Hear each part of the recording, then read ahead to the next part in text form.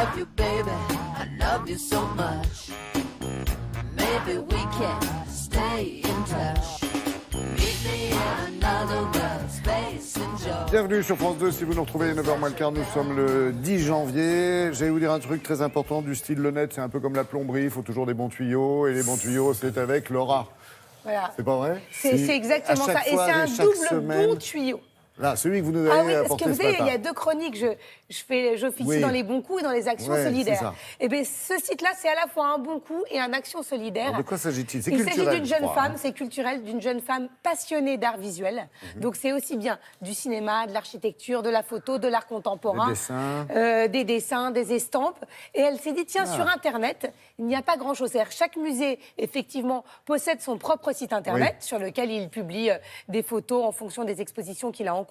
Mais il n'y a pas comme ça une grande database, comme on dit dans le jargon webmatique, qui réunit plein d'arts visuels et par laquelle on peut rentrer en fonction du nom de l'artiste, mais pas uniquement en fonction du genre. Si on a envie de rentrer par la photo ou par le cinéma, on peut le faire aussi. C'est juste un catalogue ou c'est pour utiliser ces œuvres? Alors, c'est à la fois un catalogue, mais c'est aussi pour initier ceux qui n'ont pas l'habitude de fréquenter l'art contemporain, les initier aux différents types d'art. Elle est partie du postulat, elle a lu un article un jour qui disait que la lecture permettait la réinsertion des prisonniers et que ceux qui lisaient étaient mieux réinsérés et récidivaient beaucoup moins. Elle s'est dit, tiens, et si au niveau de l'art, je proposais la même chose, de l'art gratuitement, pour tous ceux que ça intéresse et pour initier ceux qui sont très, très, très éloignés de cet art-là. Je vais leur proposer de manière beaucoup plus ludique. Bref, elle s'appelle Delphine, elle est absolument géniale et on est allé la rencontrer.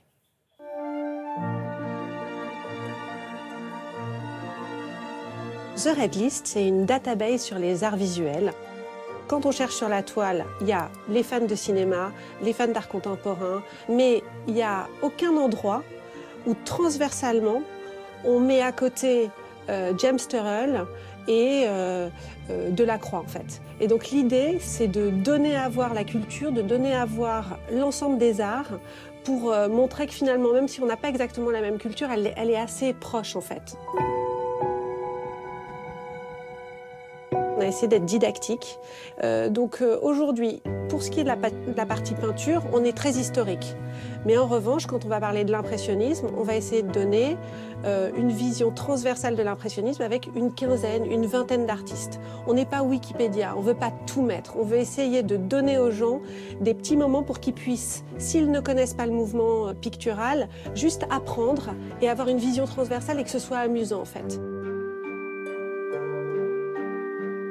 Sur, par exemple, l'art contemporain, qui est un sujet complexe parce qu'on n'a pas beaucoup de recul, on va trier par pays. Comme ça, au moins, c'est les artistes dans les pays et on va évidemment s'appuyer sur des curateurs qui sont dans l'art contemporain, qui nous ont fait leur liste à eux et qui sont liés au biennale ou à des espèces d'événements validés par l'ensemble de la planète art contemporain, on va dire.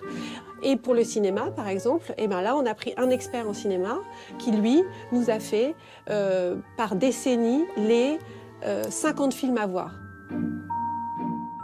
The Red List, c'est une plateforme gratuite où il n'y a aucun achat d'espace, aucune bannière. Et à chaque fois qu'il y a une fiche sur un artiste, il y a le contact de son agent quand on l'a trouvé. 50 000 artistes, 500 000 images, c'est très très vaste. Et donc on est là finalement pour trier la toile, pour essayer de mettre de l'ordre dans la toile et de donner les contacts quand on veut racheter les droits. Donc nous aujourd'hui, on ne possède aucun droit, mais on n'en fait aucun usage commercial. The Red List est un site gratuit qui est en anglais, donc il faut savoir qu'on est vu en Iran, on est vu en Afrique du Sud, en Palestine. L'idée c'est que ça reste gratuit et bénévole et que ça le reste dans le temps. Bon, La liste rouge. Voilà, liste rouge en français, un site absolument génial, ne vous en privez pas. Même si ça ne vous parle pas, vous allez voir quand vous êtes dessus, vous ne pouvez plus décrocher. Merci beaucoup, Laura.